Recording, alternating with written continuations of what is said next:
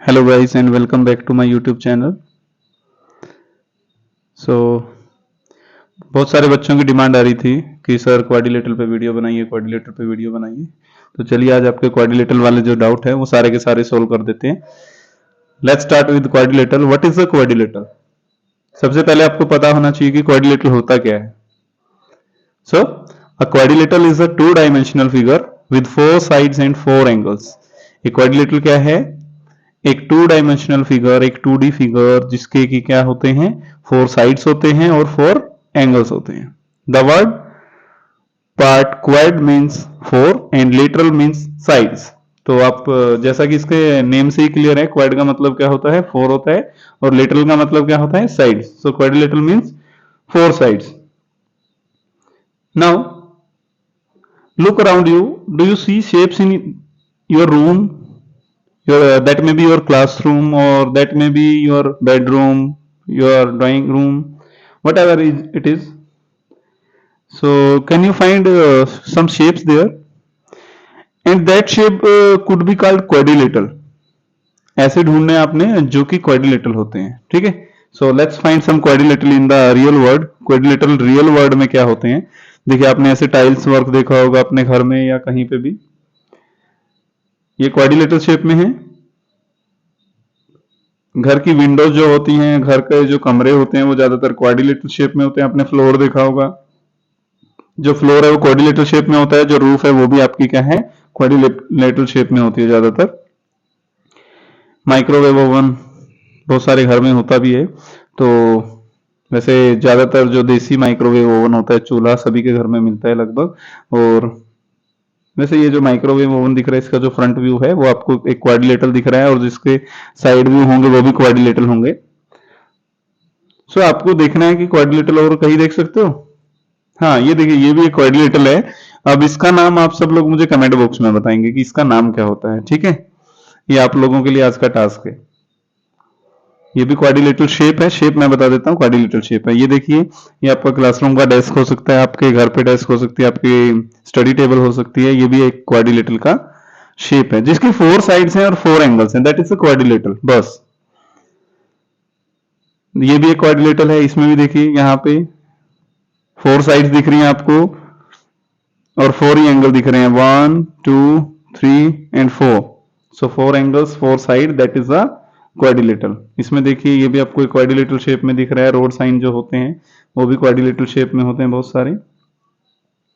So now let's talk about the types of quadrilateral. Here are some types of quadrilateral, and first one is square, second one is rectangle, third one is trapezium, parallelogram, rectangle, and many more. So देखिए, square होता है, एक rectangle होता है, एक trapezium होता है, एक रोम्बस होता है, एक पैरेललोग्राम होता है, और सारे के सारे ये क्या है, क्वाड्रिलेटरल होते हैं। सो क्वाड्रिलेटरल को हमने अभी मेनली 5 पार्ट्स में डिवाइड किया है, और ये 5 पार्ट्स के बारे में हम पढ़ेंगे। और भी होते हैं, काइट भी होता है, लेकिन अभी आपको ये पढ़ने की जरूरत है, तो मैं सिर्फ इनके बारे में आपसे बात कर रहा हूँ। Okay, so let's move. Let's talk about a square. Square एक ऐसा शेप है जो कि आप लगभग थर्ड क्लास से ही पढ़ते हुए आ रहे हैं, तो आपको ज्यादा परेशानी नहीं होगी। स्क्वायर के बारे में कुछ प्रॉपर्टीज आपको पहले से पता होंगी। And that property, a square is a quadrilateral with 4 equal sides and 4 right angles. ये प्रॉपर्टी आपने बहुत छोटी क्लासेस से पढ़ी है, 5th क्लास से तो एटलीस्ट पढ़ी होंगी। एक स्क्वायर जो है क्वाड्रिलेटरल होता है 4 इक्वल साइड्स के साथ और 4 राइट एंगल्स के साथ। अब आप बड़ी क्लासेस में आ गए, as you have got promotion to the higher classes, so we will have to discuss some more properties of this shape. तो अब बड़ी क्लास में आ गए हो तो हम इसकी कुछ और प्रॉपर्टीज को भी डिस्कस कर लेते हैं। देखिए, सबसे पहले ये देखिए, ये इसकी एक साइड है, ये दूसरी साइड है, ये तीसरी साइड है, ये चौथी साइड है। तो सारी की सारी साइड्स क्या हैं, ए हमने लिखा है, वैल्यू ए है उसका, वेरिएबल ए लिखा है। तो सारी की सारी साइड्स इक्वल हुई। नेक्स्ट, अब स्क्वायर में all 4 interior angles are equal to 90 degree. ये जो 4 के 4 इंटीरियर एंगल जो होते हैं, ये सारे क्या होते हैं, 90 डिग्री के होते हैं। अब और क्या देख के समझ में आ रहा है हमें, all four sides of the square are equal to each other. ये बात मैंने अभी डिस्कस की आपसे कि all four sides are equal to each other. देखिए सबका वैल्यू यहाँ पे ए लिखा है, तो सारी की सारी साइड्स जो हैं इक्वल है। Next, the opposite side of the square are parallel to each other. अब देखिए अगर ट्रांसवर्सल थ्योरम से भी देखते हो आप, क्या है, ये वाला एंगल अगर इस एंगल के इक्वल आ रहा है तो आपको क्या होती है, जो अपोजिट साइड होती है वो क्या होती है, आपकी पैरेलल होती है। तो इसमें आपको याद भी रख लेनी है प्रॉपर्टी, क्या है, एक स्क्वायर की जो अपोजिट साइड्स हैं वो पैरेलल होती है। This side is parallel to this one, and left hand side वाली जो है वो राइट हैंड साइड वाली के क्या होगी, पैरेलल आ रही है यहाँ पे। और क्या प्रॉपर्टी यहां से हमें पता चल रही है, the diagonal of square bisect each other eight 90 degree. अब इस लाइन का मतलब क्या है, जो डायगोनल है किस स्क्वायर के, ये डायगोनल है, एक डायगोनल ये है, एक डायगोनल ये है, तो ये डायगोनल जो है ये बाइसेक्ट कर रहे हैं। बाइसेक्ट मतलब जितना पार्ट यहाँ इधर बचा है इस डायगोनल का, उतना ही पार्ट इधर है। मतलब ये वाला पार्ट इस पार्ट के इक्वल है, ये वाला पार्ट इस पार्ट के इक्वल है, ठीक है। एट 90 डिग्री, 90 डिग्री मतलब जो जहां पे ये इंटरसेक्ट कर रहे हैं दोनों डायगोनल्स, जहां पे एक दूसरे को इंटरसेक्ट कर रहे हैं, वहां पे एंगल कितने डिग्री का है, 90 डिग्री का है। This one is 90 degree, this one is also 90, this one is 90 and this one is also 90। सो एक बात और यहां से आपको समझ में आ रही होगी, उसका वैसे ज्यादा यूज नहीं कर रहे हो आप लोग अभी, 9th क्लास में आप उसका यूज करेंगे। यहां से क्या बात समझ में आ रही है, जो बाइसेक्ट की है, ये वाला देखो, ये सिंबल इस वाले डायगोनल के हिस्से पे भी है, इस वाले डायगोनल के हिस्से पे भी है, इस वाले पे भी है। इसका मतलब क्या होता है कि ये 4 के 4 पार्ट्स जो हैं इक्वल हैं। अकेला स्क्वायर ही ऐसा होता है जिसमें डायगोनल जो होते हैं वो क्या होते हैं, आपके इक्वल होते हैं। चलिए, मेरे ख्याल से स्क्वायर के बारे में आपके सारे डाउट क्लियर हो गए होंगे। So the two diagonal of square are equal to each other. जो टू डायगोनल्स होते हैं ये वाला इसके इक्वल है, पूरा भी इक्वल है, और फिर बाइसेक्ट हो गया तो इसके आधे आधे हिस्से हो गए, आधा हिस्सा इधर है, आधा हिस्सा इधर है, हाफ इधर है, हाफ इधर है, तो दोनों ये क्या होंगे, ये इसके इक्वल होगा, ये वाला इसके इक्वल होगा, और सारे के सारे आपस में एक दूसरे के इक्वल होंगे। I think now it is clear what is a square and what are the properties of a square. So let's move to the next, that is a rectangle. A rectangle is a such type of shape. ये इस तरह का shape जो होता है वो rectangle होता है, जैसे एलईडी टीवी आपका देखा होगा आपने, और उसी जैसा ये दिख रहा है कुछ कुछ। तो चलिए इसके बारे में जानते हैं। A rectangle is a quadrilateral with 4 right angles. Its opposite sides are equal and parallel. अब इससे क्या पता चला आपको, एक रेक्टेंगल जो है क्वाड्रिलेटरल है विद 4 राइट एंगल्स, इसमें भी 4 के 4 राइट एंगल्स होते हैं। ये कॉर्नर वाला और ये कॉर्नर वाला, ये कॉर्नर वाला और ये कॉर्नर वाला, सारे के सारे क्या हैं, इसमें राइट एंगल हैं। Its opposite sides are equal and parallel. इसकी जो अपोजिट साइड्स हैं, जैसे इसके अपोजिट ये वाली है और इसके अपोजिट ये वाली है, ये क्या है, इक्वल हैं और पैरेलल भी हैं। And let's talk about some more properties of that. अब ये तो जो प्रॉपर्टी आपने पढ़ी थी रेक्टेंगल की, वो तो पिछली क्लासेस से ही आप जानते हैं लगभग। चलिए कुछ और भी जान लेते हैं। अब देखिए, एक प्रॉपर्टी आपने पढ़ ली कि जो अपोजिट साइड्स हैं वो इक्वल हैं। जैसे ये वाली साइड ए है तो ये वाली साइड भी क्या है, ए है, तो दोनों इक्वल हैं। ये वाली साइड बी है तो ये वाली साइड भी बी है, दोनों की दोनों ये भी इक्वल हैं, अपोजिट साइड इक्वल हैं, ऊपर वाली नीचे से, लेफ्ट वाली राइट वाली से, ठीक है। सारे जो एंगल्स हैं वो सारे के सारे क्या होते हैं, 90 डिग्री होते हैं। ये भी 90 दिख रहा है आपको, ये भी 90 दिख रहा है, और इसका एक डायगोनल इधर बनाया हुआ, सिर्फ एक डायगोनल बनाया हुआ है, दूसरा डायगोनल इधर से बन जाएगा। एंगल समझाने के लिए आपको सिर्फ एक ही डायगोनल बनाया गया है। ओके, सो कैसे बताएंगे इसकी पहली प्रॉपर्टी को, each vertex has angle equal to 90 degree. हर एक वर्टेक्स जो होता है, ये वर्टेक्स होता है भाई, और इसका अगर प्लूरल करोगे तो वर्टिसेस हो जाएगा। तो वर्टिसेस 4 वर्टिसेस हैं इसके। आज ही किसी बच्चे से पूछ रहा था मैं, तो उसको वर्टिसेस नहीं पता था, वो 8 वर्टिसेस बता रहा था शायद, या 9 कुछ वर्टिसेस बता रहा था। तो बेटा देखो, जहां पे ये कोई भी दो साइड्स मिल रही हैं, उनका जो इंटरसेक्टिंग पॉइंट है उसको वर्टिसेस बोलेंगे हम, ठीक है। So this is called the vertices and each vertex has equal to 90 degree. जो ईच वर्टेक्स पे एंगल होगा वो सारा का सारा क्या है, 90 डिग्री के इक्वल होगा। ये हम जान चुके हैं, ये वाला, ये वाला, ये वाला और ये वाला, डायगोनल को हटाने के बाद, है ना। चलिए, opposite sides are equal and parallel, ये बात पे हम बात कर चुके हैं। अपोजिट साइड जो हैं ऊपर वाली नीचे वाली के, और जो लेफ्ट वाली है वो राइट वाली के, वो क्या है, इक्वल आपको दिखाई दे रही है। सेम वेरिएबल मतलब वैल्यू सेम है उधर। Opposite sides are parallel, opposite side जो होती हैं अब ये पैरेलल भी हैं एक दूसरे के, ठीक है। ये जो B है वो B के पैरेलल है, और जो A है A के पैरेलल है। And diagonal bisect each other, अब इसके भी डायगोनल जो हैं, अगर दूसरा डायगोनल हम इधर से इधर बनाएंगे तो वो भी क्या करेंगे, एक दूसरे को बाइसेक्ट करेंगे। लेकिन अब यहां पे कंफ्यूज नहीं होना है कि किसमें राइट एंगल पे बाइसेक्ट करते हैं, सिर्फ हमारे किसमें किए हैं, अभी तक हमने दो पढ़े हैं। तो स्क्वायर में जो थे वो जो डायगोनल हैं वो राइट एंगल पे बाइसेक्ट कर रहे हैं, है ना। इसके भी बाइसेक्ट करते हैं, लेकिन एंगल कुछ डिफरेंट हो सकता है, वो हमें नहीं पता कितना होगा, वो क्वेश्चन टू क्वेश्चन वेरी कर सकता है हमारा, ठीक है।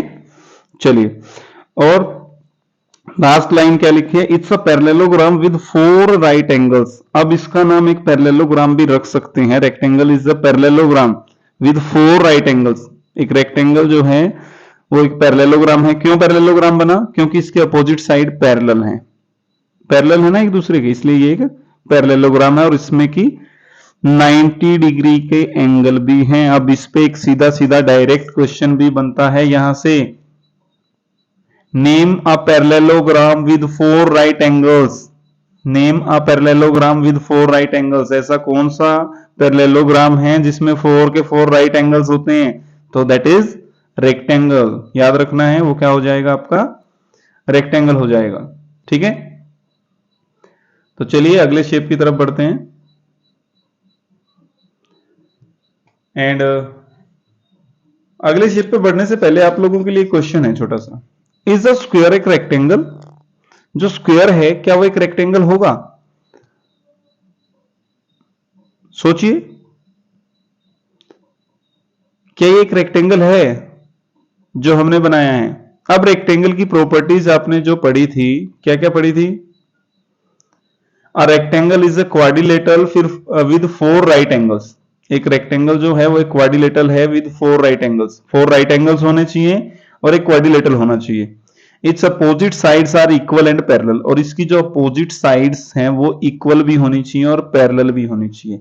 अब एक स्क्वायर की क्या है properties, a square is a quadrilateral with 4 equal side and 4 right angles. अब देखो 4 राइट एंगल्स, 4 राइट एंगल्स, एक प्रॉपर्टी मैच हो गई। इसमें लिखा है अपोजिट साइड्स आर इक्वल, इसमें तो सारी की सारी ही इक्वल हैं, 4 इक्वल साइड्स।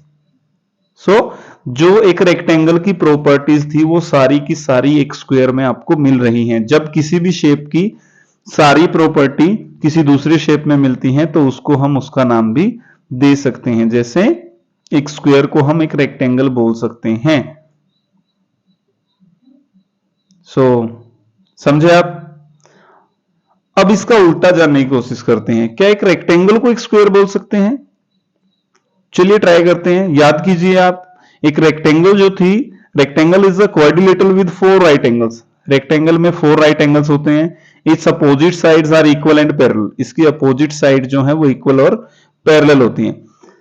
और स्क्वायर में क्या था, अ square is a quadrilateral with 4 equal side. यहीं से देखो कैंसिल हो गई आपकी बात कि हम एक रेक्टेंगल को एक स्क्वायर नहीं बोल सकते। कैसे, इसमें तो सिर्फ अपोजिट साइड इक्वल थी, इसमें 4 की 4 इक्वल चाहिए। इसको अगर स्क्वायर बोलना है आपको इस शेप को, तो सारी साइड इक्वल होनी चाहिए। इसमें तो क्या है, सिर्फ अपोजिट वाली साइड जो है वो इक्वल है। इसका मतलब हम इस बात से डिनाई करते हैं that a rectangle is a square.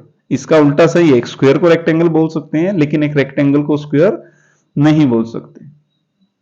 Okay, याद रहेगी ये बात। चलिए, अब याद कैसे रखना है, देखो मैंने फैक्ट आपको लिख के दे दिया, आप स्क्रीनशॉट ले सकते हैं, इसका स्क्रीनशॉट लेके रख लीजिए। और ये फैक्ट चाहे तो आप अपनी नोटबुक में भी लिख सकते हैं। A square can also be called a rectangle because it has 4 right angles and its opposite sides are equal and parallel. अगर कहीं पे एक्सप्लेन करने के लिए आता है तो आप ऐसा लिख सकते हैं।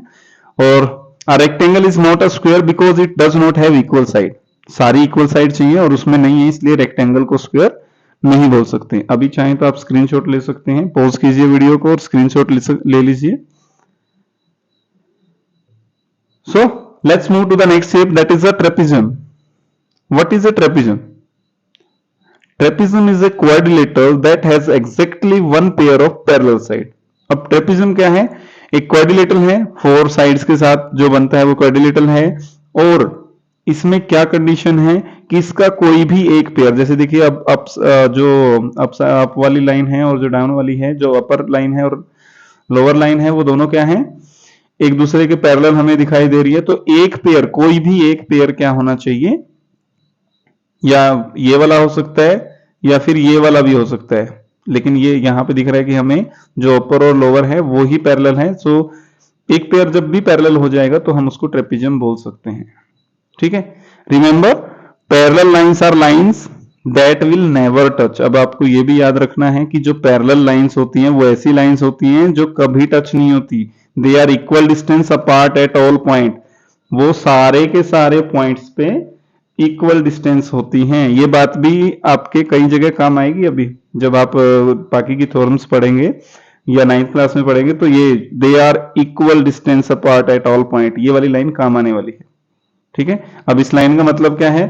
अब ये जो पैरेलल लाइंस हैं इनके बीच में कहीं पे भी आप कोई भी 2 पॉइंट लोगे, उनके बीच का डिस्टेंस लोगे, तो वो आपको क्या मिलेगा? इक्वल। यहां से यहां भी इक्वल मिलेगा, यहां से यहां भी इक्वल मिलेगा, यहां से यहां भी, सब जगह कहीं भी आप देखोगे आपको इक्वल मिलेगा। Okay, so these are the parallel lines, upper one and the lower one. So let's talk more about the trapezium. अब देखिए ये पिछले वाला शेप है जो पिछली बार आपने देखा था। तो इस तरह का एक जो ट्रेपेजियम होता है और एक इस तरह का ट्रेपेजियम होता है। अब ट्रेपेजियम को ट्रेपेजॉइड भी बोलते हैं, कहीं कंफ्यूज मत हो जाना, पेपर में लैंग्वेज चेंज हो जाए तो आप बोलोगे सर हमने ट्रेपेजियम तो पढ़ा है, ट्रेपेजॉइड क्या होता है ये नहीं पढ़ा है। तो ध्यान रखना है, इसको ट्रेपेजॉइड भी बोल सकते हैं और ट्रेपेजियम भी बोल सकते हैं। तो जो इस तरह का होता है हमारे पास, जिसमें कि ऐसा ट्रेपेजियम जिसमें diagonals have the same length, जो डायगोनल्स हैं वो इक्वल होते हैं, ये यहां से लेके यहां तक की लेंथ और यहां से लेके यहां तक की लेंथ, जब वो इक्वल होती हैं तो उसको बोलते हैं हम आइसोसेलेस ट्रेपेजॉइड। और जब देखो यहाँ पे एक बिल्कुल स्ट्रेट लाइन आ गई और यहाँ पे एक आपके पास डिक्लाइन वाली है, तो इस तरह की जब कंडीशन हमारे पास है तो जो डायगोनल्स हैं वो अनइक्वल हो जाएंगे, डायगोनल्स की जो लेंथ है वो सेम नहीं रहेगी। अब देखो देखने से ही पता चल रहा है ये वाला छोटा दिख रहा है और ये वाला बड़ा दिख रहा है। तो ऐसे ट्रेपेजियम को या ऐसे ट्रेपेजॉइड को हम बोलेंगे नॉन आइसोसेलेस ट्रेपेजॉइड। ठीक है, तो चलिए कुछ और बातें इसके बारे में जान लेते हैं। Only one pair of opposite side of a trapezium is parallel to each other. इसमें सिर्फ एक ही पेयर, याद रखना, सिर्फ ओनली वन। देखो only one pair of the opposite side of a trapezium is parallel to each other. सिर्फ एक पेयर होना चाहिए, है ना। और क्या होना चाहिए? The two adjacent side of a trapezium are supplementary. जो टू एडजेसेंट साइड्स होती हैं, एडजेसेंट साइड्स कौन सी होती हैं? जैसे पड़ोसी वाली साइड, है ना। जैसे ये वाली लाइन है, इसकी पड़ोसन कौन है? ये वाली भी है और ये वाली भी है। तो जो एडजेसेंट एंगल्स बनेंगे, ये वाला और जो ये वाला, तो ये सारे, ये दोनों क्या होंगे? आपके सप्लीमेंट्री होंगे। मीन टू से जो सम होगा उनके एंगल्स का सम वो 180 डिग्री होगा। And the last one from this, the diagonal of a trapezium bisect each other in the same ratio. अब ये बात ध्यान रखनी है भाई, उसमें क्या था? हमारे स्क्वायर में था जो बाइसेक्ट कर रहा था, बाइसेक्ट मतलब कि आधा आधा कर रहा था, इसमें सेम रेशो में कर रहे हैं, रेशो सेम रहेगा। मतलब कैसा है इसका? जैसे देखो ये वाला और ये वाला आपके दो डायगोनल हैं, इसमें अगर इसकी वैल्यू 2 है और इसकी वैल्यू 5 है तो इसमें भी ऐसा ही होगा, इसकी वैल्यू 2 मिलेगी आपको, इसकी वैल्यू 5 मिलेगी। मतलब अगर एक लाइन के दो हिस्से 2:5 में हैं तो दूसरी लाइन के भी, दूसरे डायगोनल के भी जो रेशो होंगे, जो हिस्सों का रेशो होगा, जो इसके पार्ट्स का रेशो होगा, वो भी 2:5 ही आपको मिलेगा, है ना। ये इस क्लास में आपको नहीं पढ़ना है वैसे, लेकिन फिर भी काम आने वाली बात है तो याद रख लीजिएगा अभी से। Okay, now it's for you. Is this a trapezium? Write your answer in the comment box.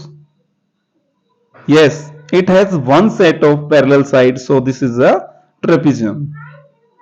This one and this one are parallel to each other. Okay, so we can say this is a trapezium. So let's move to the next part of that, a rhombus. What a rhombus is? We can say that a rhombus is a cousin sister or cousin of square. हम कह सकते हैं कि जो rhombus है ना वो cousin है किसका, एक स्क्वायर का, या फिर कहें कि स्क्वायर को थोड़ा चक्कर आ गया था इसलिए वो टेढ़ा हो गया। थोड़ा सा देखिए आप ध्यान से अगर देखेंगे आपको, तो ये देखिए स्क्वायर, अगर इसको थोड़ा सा सीधा करने की हम कोशिश करें, अगर इसको थोड़ा सा इधर लेके आए, लेफ्ट साइड में मूव करें, धीरे धीरे धीरे जब यहां तक आ जाएगा तो एक स्क्वायर का शेप ले लेगा, है ना। बस ये जो एंगल्स हैं ये अगर 90 डिग्री बन जाए, नीचे वाले दोनों एंगल, तो ऊपर वाले अपने आप 90 हो जाएंगे और ये रोम्बस जो है एक स्क्वायर बन जाएगा। अब ये मैं ऐसा क्यों कह रहा हूं रोम्बस का भाई है, रोम्बस जो है स्क्वायर का भाई है, क्योंकि इसमें बहुत सारी प्रॉपर्टीज जो हैं किस वाली मिलेंगी आपको, स्क्वायर वाली मिलेंगी। देखिए पढ़ते हैं, A rhombus is a quadrilateral that has 4 equal sides। अब जो rhombus है उसकी क्या है, 4 equal sides हैं, its opposite sides are parallel, और जो इसके opposite sides हैं वो parallel भी होती हैं, ठीक है।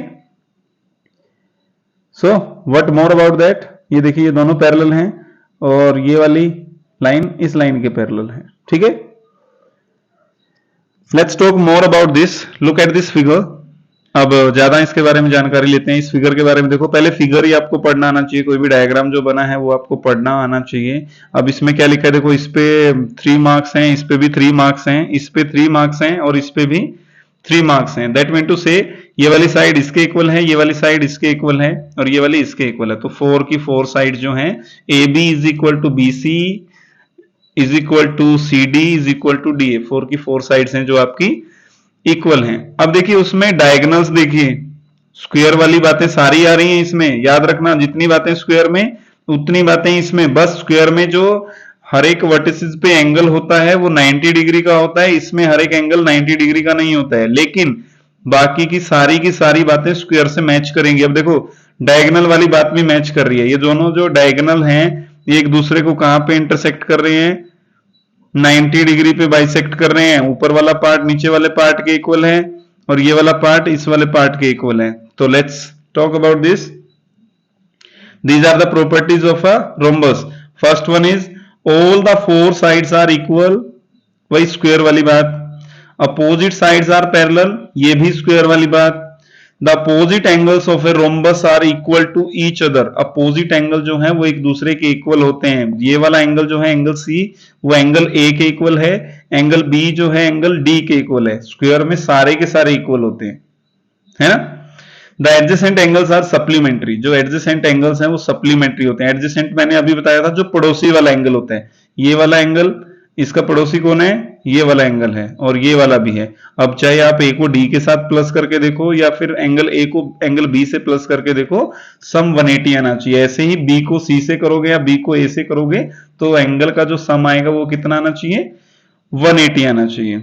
सो in rhombus diagonal bisect each other at right angle, इसमें भी जो डायगोनल्स हैं वो एक दूसरे को कहां पे बाइसेक्ट कर रहे हैं, राइट एंगल पे बाइसेक्ट करते हैं। The diagonal of a rhombus bisect these angles. अब देखिए ये वाली बात थोड़ी सी अलग है इसमें, the diagonal of a rhombus bisect these angles. जो डायगोनल होते हैं वो एंगल्स को भी बाइसेक्ट कर रहे हैं, मतलब इस एंगल को बाइसेक्ट कर रहे हैं, इसको आधा आधा कर रहे हैं, इसको भी आधा आधा कर रहे हैं, इसको भी आधा आधा कर रहे हैं। फॉर एग्जांपल अगर ये 120 है तो ऊपर 60 बचेगा, नीचे भी 60 बचेगा, ठीक है। अब ये वाला पॉइंट आपको कहां यूज करना पड़ेगा, शायद आपकी क्लास में नहीं है, 9th क्लास में आपको यूज करना पड़ेगा, तो वहां पे हम देखते हैं, इसके बारे में चर्चा करेंगे, ठीक है। So let's move to the next. This is a rhombus and now the last one shape that is parallelogram. अब पैरेललोग्राम में ध्यान से देखिए, कुछ समझ में आ रहा है, सिंबल से देखिए, शाबाश, फाइंड आउट करने की कोशिश कीजिए और अगर फाइंड आउट कर पाते हैं तो इसका फोटो निकाल के कमेंट सेक्शन में मुझे भेजिएगा, ठीक है। तो मुझे दिख रहा है, क्या क्या दिख रहे हैं, चलिए बात करते हैं। मेरे ख्याल से पहली बात आपको जो इस फिगर में दिखाई दी होगी, इस डायग्राम में, the opposite sides are parallel and equal. जो अपोजिट साइड्स हैं A B and D C, A D and B C are equal and parallel, ये दोनों पैरेलल हैं। एडी जो है बीसी के पैरेलल है और डीसी जो है ए बी के पैरेलल है, ठीक है, और इक्वल भी हैं जो अपोजिट साइड्स हैं। The opposite angles are equal, opposite angle भी इक्वल है इसमें, जैसे एंगल ए का अपोजिट एंगल कौन सा है, सी है, और एंगल बी का अपोजिट कौन सा एंगल, डी है, तो ये भी इक्वल है। द कंजुगेटिव और adjacent angles are supplementary, conjugative और एडजेसेंट एक ही बात है, मैंने आपको बताया था अभी, पड़ोसी पड़ोसी, मतलब जो पड़ोसी पड़ोसी हैं उनका सम जो है वो सप्लीमेंट्री होना चाहिए। सप्लीमेंट्री मतलब 180, जैसे एंगल ए और एंगल डी, या फिर एंगल ए और एंगल बी, ये दोनों पड़ोसी हैं, है ना। देखो ए के पड़ोस में ये दिख रहे हैं और ए के पड़ोस में ये भी है, जो एक दूसरे से सीधे कनेक्ट है, वो एडजेसेंट एंगल्स हो जाएंगे आपके, है ना। So we can say angle A plus angle D और angle A plus angle B और एंगल बी प्लस सी और एंगल सी प्लस डी, ये सारे क्या हैं, सप्लीमेंट्री हैं। Now the diagonals bisect each other, इसमें भी क्या होते हैं, डायगोनल बाइसेक्ट कर रहे हैं। देखो ये वाला पार्ट इस वाले पार्ट के जो इक्वल होते हैं ना, जो साइड्स, उसी पे आपको सेम सिंबल मिलेगा। देखो इस पे जो सिंबल है वो इस पे भी है, जो इस पे सिंबल है वो वाला इस पे भी है, जो इस पार्ट पे है डी ई पे है वही आपको बी ई पे भी दिखाई दे रहा है, और जो सिंबल ए ई पर है वही आपको सी ई पर भी दिखाई दे रहा है ना। तो जो सेम होती हैं उन पे आपको सेम सिंबल दिखाई देगा। So let's have a small test. A parallelogram is a quadrilateral that has opposite side that are equal and parallel. What is your answer? It is a parallelogram or it is not a parallelogram? चलिए कुछ बच्चे बोल रहे हैं parallelogram, देखते हैं हम parallelogram को टच करके हमें क्या मिलता है।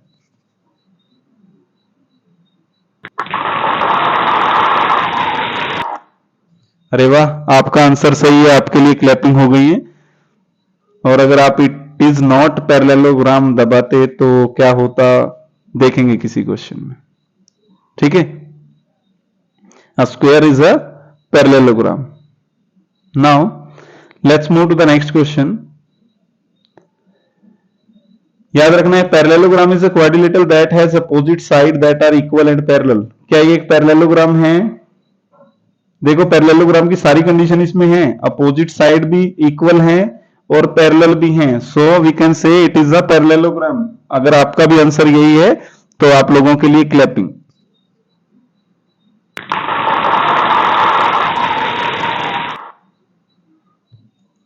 So it is a rectangle and we can say rectangle is a parallelogram also. So let's move to the next shape. A trapezium, क्या एक ट्रेपेजियम को भी पैरेललोग्राम कह सकते हैं? इसमें अपोजिट साइड जो होती हैं वो इक्वल होती हैं पैरेललोग्राम में और पैरेलल भी होती हैं। क्या ट्रेपेजियम में होता है ऐसा? देखो अगर गलत आंसर आप करते तो आपके साथ क्या होता, देखा ब्लास्ट हो गया ना। अब सही आंसर को टिक करके देखते हैं।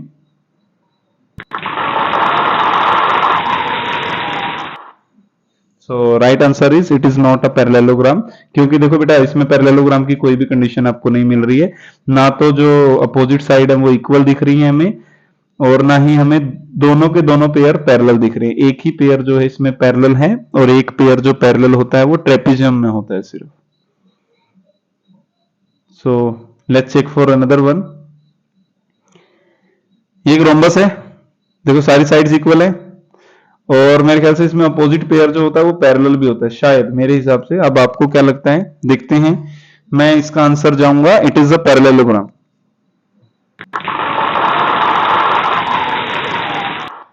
सो this is the right answer, so there are clapping for that.